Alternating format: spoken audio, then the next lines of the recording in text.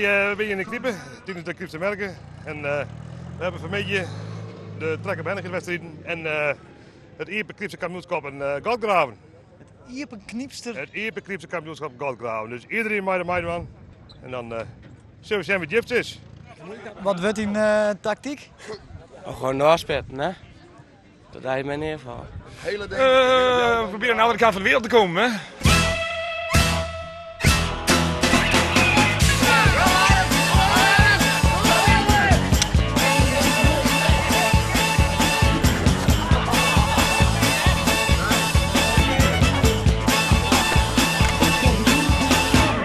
Hoe sfeer is het? Nou, dat is een rare sfeer.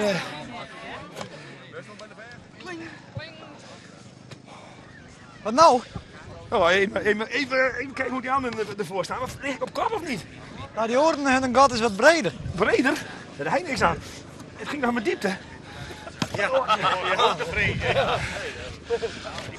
Alle drank van de oude dagen en wat uit? Nou, dat zwet wel aardig, ja. Ja. Ah, kom goed. Ja. Hoe lang moet nog? Heb je er spijt van dat je mooi door? Ja, maar straks een paar potjes bier, dan komt het alweer goed. Je moet altijd eerst wat doen voordat je daarna weer feest mag vieren. Dus wat dat betreft... Godverdomme. Wat een dom werk. 3, 2, 1, stop momentje!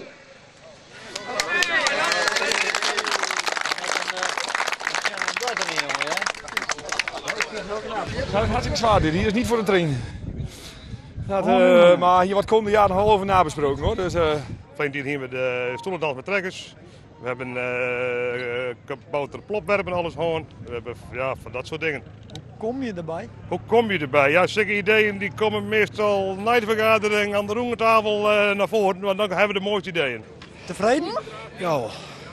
Ja, voel me niks zo.